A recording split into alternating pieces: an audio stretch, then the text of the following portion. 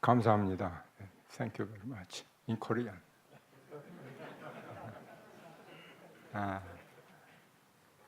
Eminences and Excellencies, and dear colleagues of the diplomatic corps, and dear friends. I see a lot of the faces of my friends, so dear friends. It is indeed a great privilege to address such a distinguished audience, especially on the occasion of this meaningful celebration of the great encyclical Pacem in Terris. It was published when I was a sophomore of the university. So now I'm recalling that day that I studied this encyclical in depth. I've been asked to talk about the Asian Cooperation Dialogue. But let me first to make a kind of tour d'horizon of the Asian realities. Asia is resurging as the world's dominant economic power in this new century. In fact, Asia's share of global GDP has increased from 28% in 1990 to 34% in 2010, and it will reach more than half by 2050. In a sense, it is regaining the position it used to hold before the Industrial Revolution. Many Asian countries are regaining self-confidence while rediscovering their millennia-old cultural and religious traditions with a sense of pride. They are, as it were, looking at the world as well as themselves with a new perspective and are ready to present themselves at the forefront of globalization, coming out of the sidelines. And yet, Asia still remains the continent of many paradoxes. Side by side with remarkable economic growth, there still persists in Asia the flagrant inequalities, not merely in the enjoyment of possessions, but even more in the exercise of power. In fact, vast numbers of people, including those 60 million absolute poor, are suffering from multidimensional deprivations, trapped in a vicious circle of poverty that may last for many generations. In addition, income inequalities have widened both within and between countries during the last 2 decades. While there is a growing awareness of the respect for human rights, the violation of the right to life of the unborn child is widespread in Asia. Approximately 44 million abortions practiced worldwide in 2008, 28 million abortions, or more than 60% occurred in Asia. Female selective abortion is practiced predominantly in East and South Asia. This means that gender discrimination is increasingly extended even before death. Related to this phenomenon is that women in Asia are experiencing very low level of gender equality in the world. Another special form of poverty to note is that vast numbers of the people in Asia are denied the right to religious freedom. In some countries, religious fundamentalism or extremism poses serious problems for religious minorities, even personal security problems, especially for Christians. Cultural values are being eroded due to overexposure to the mechanisms of a globalized technological civilization. Unbridled individualism, egoism, materialism, and hedonism are striking at the heart of Asian cultures. Migration is on the increase, bringing with it the intermingling of traditions and customs. Migrants are more often exposed to harsh treatment as well as economic and moral exploitation. It is estimated that each year more than 3 million workers in Asia and the Pacific emigrate across borders in search of work, joining some 25 million who are already abroad. Asia pollutes the environment heavily by fueling rapid growth. In fact, 4 Asian countries, China, Indonesia, Japan, and India, rank among the top 10 worst environmental polluters in the world. Corruption and illegality are widespread and increasing in almost all Asian countries. Most of the developing countries in Asia are evaluated as least democratic, performing rather poorly in terms of human development. Many countries face internal civil conflict or external security risks. Ongoing tension with neighboring countries is a common feature across Asia. Military expenditure continues to increase in Asia. 4 Asian countries, China, Japan, India, Republic of Korea, rank among the world's top 15 military spenders.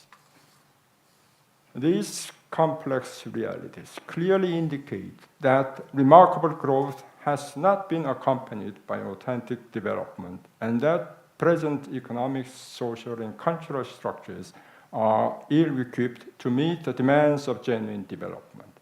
Therefore, new solutions must be found to better harmonize the legitimate requirements of economic growth with demands of the common good at the national and international levels. In face of such a need, the Asian Cooperation Dialogue was founded to strengthen the cooperation at the intergovernmental level in the region in 2002. The ACD currently comprises 32 countries encompassing virtually the whole Asia, including all current members of Association of Southeast Asian Nations, and the Gulf Cooperation Council. The core values of the ACD are positive thinking, informality, voluntarism, non-institutionalization, openness, respect for diversity, the comfort level of member countries, and the evolving nature of the ACD process. The main objective of the ACD are such as follows.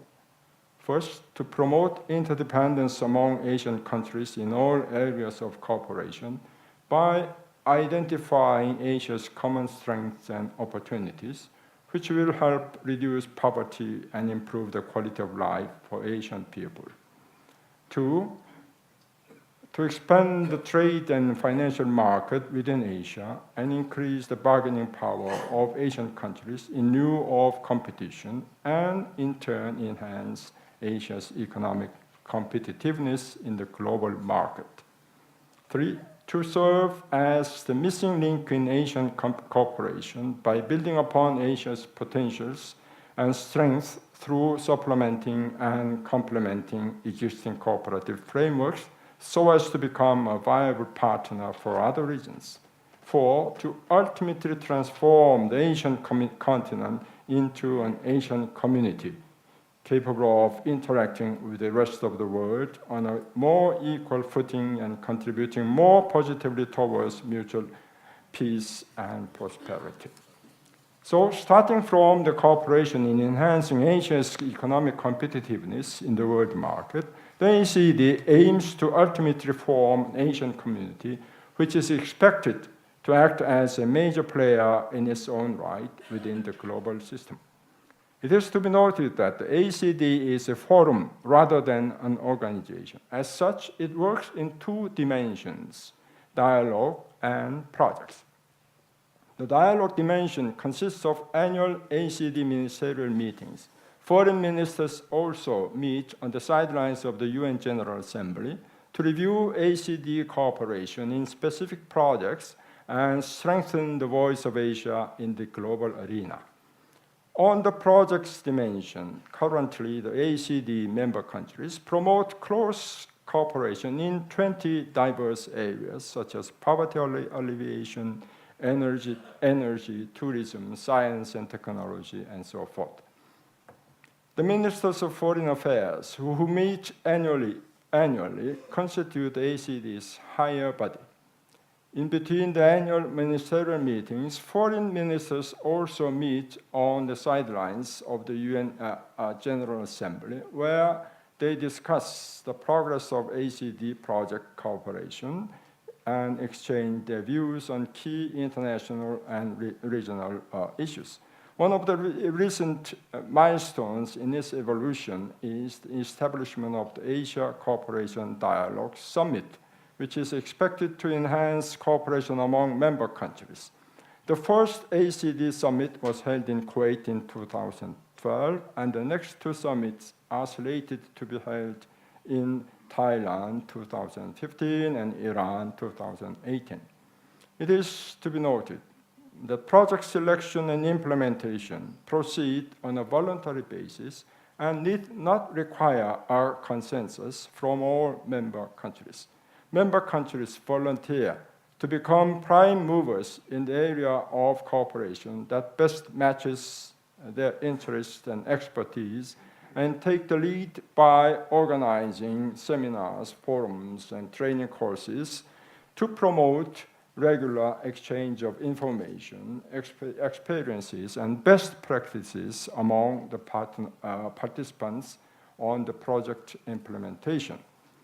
It is rather too early to do justice to the ACD in terms of what has been achieved in order to realize its ultimate goal of building an Asian community. So far, by strictly adhering to its core values of positive thinking, the comfort level of participants, voluntarism, and non-institutionalization, the ACD has excluded bilateral questions and other potentially negative issues, thereby preventing political problems from hindering progress in multilateral cooperation in Asia.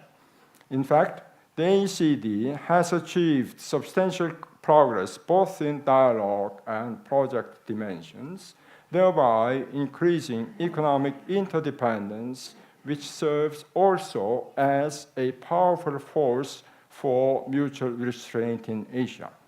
Just to name a few cases of progress. First, the Asian bond market has been developed as a regional financial architecture to ensure financial stability in the region, specifically during the periods of global imbalances, volatility, and uncertainty. Second, the ACD Energy Action Plan has been drafted, covering 4 core areas of cooperation. First, the development and utilization of renewable energy resources and alternative fuels. Second, the exploration, development, and utilization of indigenous energy resources using efficient and environmental friendly technologies. 3, the promotion of energy efficiency and conservation measures programs, and 4, the establishment of a regional energy infrastructure network and linkages. However, it is to be noted that rigorously conforming to the above-mentioned core values has been both an asset and a liability for the ACD. Voluntarism and non-institutionalization have led to a flexible model of cooperation that can facilitate participation of its disparate members in the ACD. However, this advantage tends to be limited up to a certain point, precisely where the increasing economic competitiveness enabled thereby necessitates a restructuring the economy, which must in turn involve the sacrifices of some sectors, which in turn tend to prevent the increase in competitiveness from occurring. This means that these values inevitably stand in the way for the ACD to evolve further into an Asian community based on solidarity, which demands the readiness to accept the sacrifices necessary for the good of the whole community. Therefore, for the ACD to achieve its ultimate objective, there is a pressing need to find a way to harmonize the values of voluntarism and non-institutionalization with the requirements of the efficient and effective implementation of activities its members have agreed to undertake. Otherwise, the ACD will remain a useful instrument for a wider Asian cooperation, but one whose potential to contribute to the building of an Asian community based on mutual trust, mutual support, and sincere respect will not be adequately realized.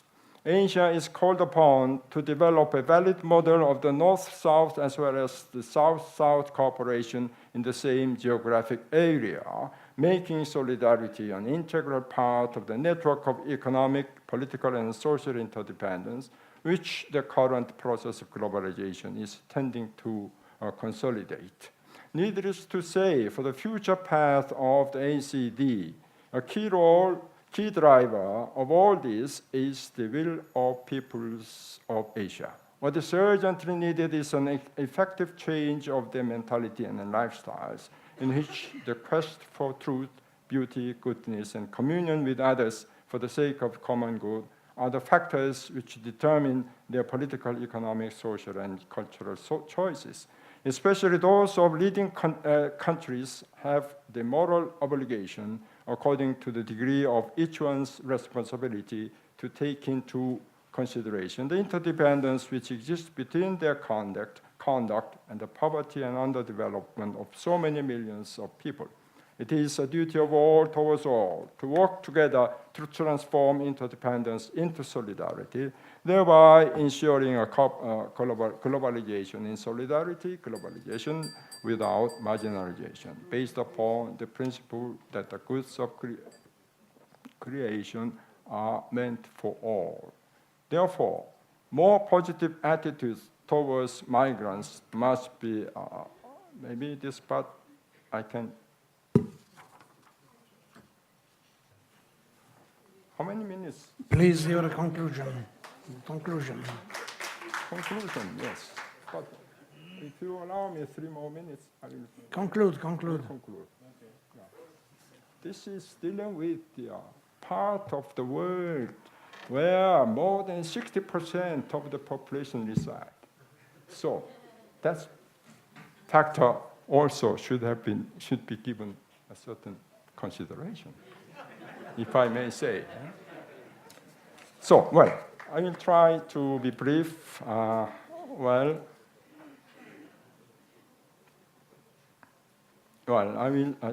try to be brief and to arrive at the conclusion in 3 minutes. Yes. So, another important point to underline for the future path of the ACD is that cooperation must not be concerned exclusively with the material dimension. It must be concerned with the spiritual and human development as well. And if the ACD will be more successful, if it shows the participants how to make economic progress and how to achieve spiritual growth as well. It should, therefore, ensure human betterment as well as economic growth.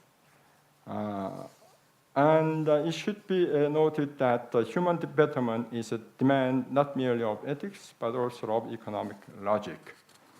And for the change of mentality and lifestyles, there is an urgent need for the educational and cultural work, including formation of culture of dialogue and cooperation, to promote justice, fraternity, peace, and the growth of the human person, the education of consumers in the responsible use of their power of choice, the formation of a strong sense of responsibility for the common good among entrepreneurs, among investors, among workers, and especially among people in the mass media, as well as among politicians. Now, concluding remarks. Asians have never before had such ample knowledge and resources to find out new ways to resolve those paradoxical Asian realities while promoting the common good of the whole of humanity and for the future generations as well.